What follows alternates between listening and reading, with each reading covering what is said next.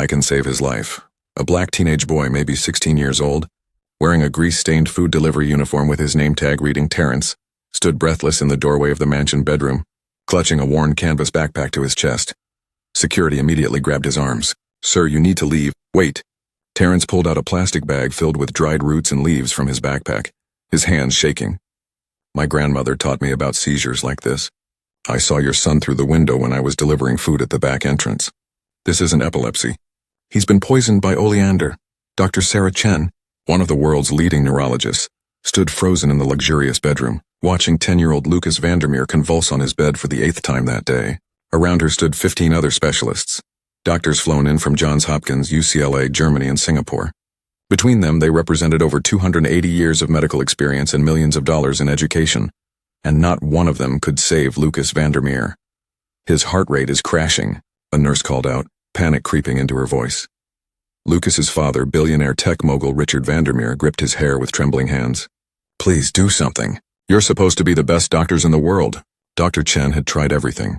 4 different seizure medications, steroids, immune suppressants, emergency protocols from 3 different countries. Nothing worked. The seizures came in brutal waves, each one stealing more of the boy's life, and they had no idea why. That's when the bedroom door burst open.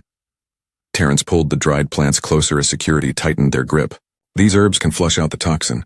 My little sister died the same way 6 years ago, because doctors wouldn't listen to my grandmother. Please, don't let another child die because you're too proud to hear what a poor black woman knew." But let's go back to how we got here. Just 3 hours earlier, everything had seemed under control. Dr. Chen had arrived at the Vandermeer estate at dawn, her medical bag packed with the latest neurological equipment. The private helicopter had picked her up from her Boston practice at 5 a.m. Richard Vandermeer's panicked voice on the phone had been enough. "My son won't stop seizing. I need the best. Money is no object." She'd expected a challenging case. She hadn't expected a medical mystery that would humble every expert in the room. The toxicology reports lay scattered across the antique dresser. Pages and pages of negative results. No bacterial infections. No viral markers. No known poisons or drug interactions. The blood work showed traces of something unusual, but nothing that matched any database. "We're missing something," Dr. Chen had whispered to her colleague, Dr. Marcus Webb, the Harvard-trained neurologist who'd flown in from London.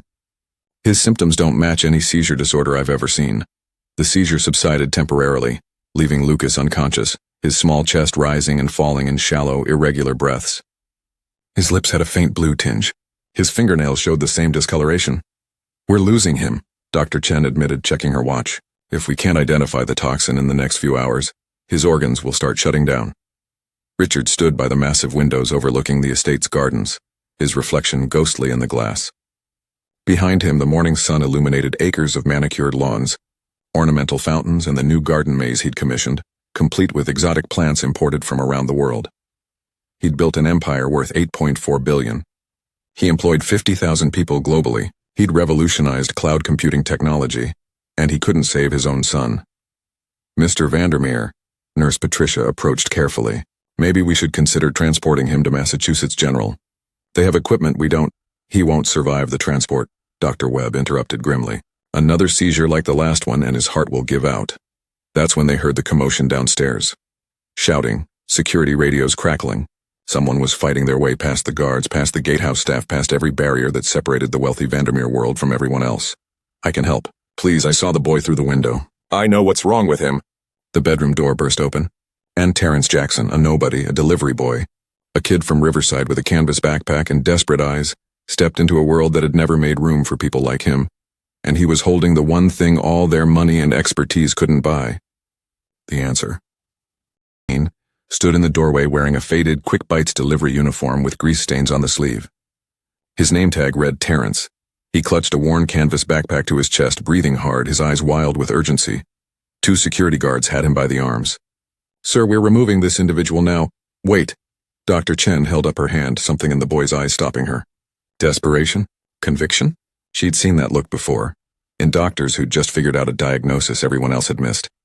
"Who are you?" Richard demanded, stepping forward. "My name's Terrence Jackson, sir. I deliver food to the kitchen staff here twice a week. Today, when I was at the back entrance, I saw your son through the window having a seizure." Terrence's words came fast, stumbling over each other. The way his hands were curling, the foam at his mouth with that yellow tint. The timing between seizures. I've seen it before. You've seen it before? Dr. Webb said incredulously. Young man, do you have any idea how many years of— My little sister died the same way 6 years ago. Terrence interrupted, his voice breaking. We couldn't afford doctors like these. Couldn't afford any doctors, really. But my grandmother, she knew.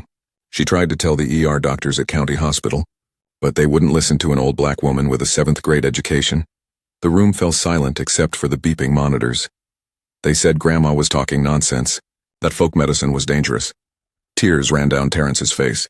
3 hours later, my sister was gone. Grandma died 2 months after, said her heart couldn't take losing Diamond. But before she passed, she made me promise something. Richard moved closer. Promise what? That if I ever saw someone dying the same way, I'd try to help. That I wouldn't let another family lose someone because doctors were too proud to listen. Terrence opened his backpack with shaking hands. Your son doesn't have epilepsy or an infection. He's been poisoned by oleander. Dr. Chen's eyes widened. Oleander? But our toxicology doesn't test for it unless you're specifically looking. Terrence finished. Grandma said most fancy labs don't think to check for plants that poor people know are dangerous. This is absurd, Dr. Webb protested. We're going to take medical advice from a delivery boy with a backpack of, what, herbs? It's not advice, Terrence said quietly, pulling out a plastic bag filled with roots and dried leaves. It's activated charcoal from willow bark, milk thistle, and dandelion root. They bind to oleander toxins and help flush them out.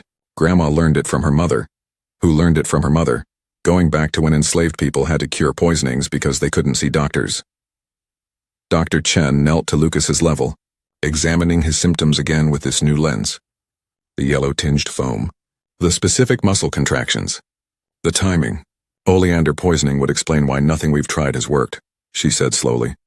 It affects the heart's electrical system in a way that mimics seizures but doesn't respond to anti-epileptics. You can't be seriously considering this, Dr. Webb said. Do you have a better idea? Marcus, Dr. Chen shot back. Because in about 45 minutes this child's heart is going to stop, and we have nothing else. Richard Vandermeer looked between the doctors and the teenage boy holding a bag of plants. Everything in him wanted to trust the specialists with their degrees and their credentials. But he thought about what Terrence had said, about doctors not listening.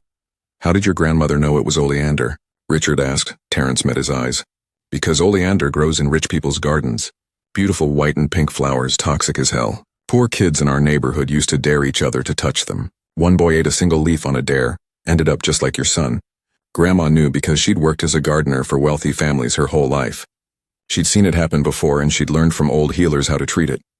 Where would Lucas have encountered oleander? Dr. Chen asked Richard. Richard's face went pale. The new garden maze. We had it installed last month. The landscaper said the plants were beautiful, but to keep Lucas away from them. I thought he was being overly cautious. Lucas is usually so careful, but he's been playing hide-and-seek out there with the staff's children. Did he complain about bitter taste in his mouth yesterday? Terrence asked urgently. Maybe said water tasted weird? Richard nodded slowly, horror dawning. He said the water from the garden fountain was bitter. We need to test for oleander immediately, Dr. Chen ordered. But Terrence shook his head. There's no time. The specific toxicology test takes 4 hours minimum. He doesn't have 4 hours. Dr. Chen made a decision that would either save her career or end it. Tell me exactly what to do. For the next 20 minutes under Terrence's guidance, they administered a treatment that wasn't in any medical textbook Dr. Chen had ever read. The activated charcoal mixture first, to bind the toxins. Then the milk thistle extract to support liver function. The dandelion root tea to help kidney filtration. Dr. Webb stood in the corner, documenting everything with his phone, whether to protect himself legally or to report Dr. Chen. She wasn't sure. Richard held his son's hand, whispering prayers he hadn't spoken since his own father died. Now we wait, Terrence said softly, sitting cross-legged on the floor by the bed. If Grandma was right, his next seizure should be weaker. The one after that, weaker still? And if she was wrong? Dr. Webb asked coldly. Terrence looked up at him with eyes that had seen too much for 16 years. Then I'll live with that guilt just like you'll live with yours for not trying. The monitors beeped steadily. Lucas's breathing remained shallow but stable. 30 minutes passed in excruciating silence. Then 45. His oxygen saturation is rising. Nurse Patricia called out. What percent? 93%. 95%. Dr. Chen checked the cardiac monitor. Heart rhythm is stabilizing.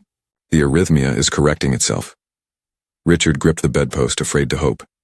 At the 1 hour mark, Lucas's eyes fluttered open. Dad? His voice was barely a whisper. I'm thirsty. Richard Vandermeer, a man who'd negotiated billion-dollar deals without showing emotion, collapsed to his knees and wept. Dr. Chen ran a full neurological exam. No deficits, no damage. Against every odd, the boy was going to be okay.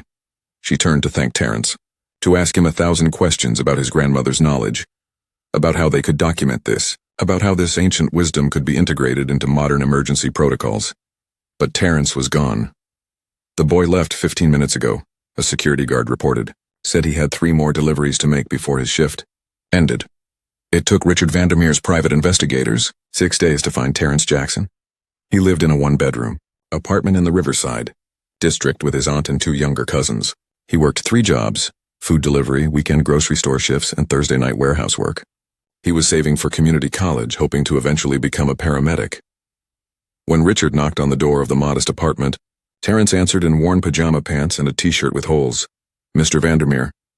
Terence's eyes went wide. "Is Lucas okay? Did something—" "He's perfect, completely recovered." Richard held out an envelope. "I wanted to thank you." Terence looked at the envelope but didn't take it. "I don't want money, sir. I just didn't want another kid to die like my sister." "It's not money," Richard said quietly. "It's a full scholarship to Columbia University, with a guaranteed spot in their medical program. Housing included, living stipend included, everything." Terence's hands shook. I don't understand." "My son is alive because you had courage to speak up, and because your grandmother had wisdom that 200 years of medical tradition couldn't match." Richard's voice was thick with emotion. "But more than that, you're right. Diamond shouldn't have died. Your grandmother shouldn't have been ignored. And it shouldn't take a billionaire's son nearly dying for people to listen." Over the next few weeks, something remarkable happened. Dr. Chen published a groundbreaking paper on traditional remedies for oleander poisoning, crediting T. Jackson and the generational knowledge of African-American folk healers. The paper went viral in medical communities worldwide. Richard established the Diamond Jackson Memorial Fund, dedicated to researching and documenting traditional medical knowledge from marginalized communities. He hired ethnobotanists, medical anthropologists, and traditional healers as consultants. Terence started at Columbia that fall. Dr. Chen became his mentor. 5 years later, Dr. Terence Jackson graduated top of his class. At his graduation, he held a photo of his grandmother and his little sister, Lucas Vandermeer, now 15 and healthy, sat in the front row with his father. The story made international news. Teen delivery boy turned doctor credits grandmother's wisdom for saving billionaire's son. But for Terence, the real headline was simpler. Sometimes, the most powerful medicine isn't in a prescription bottle. It's in the knowledge passed down through generations of people who learned to survive when the system failed them.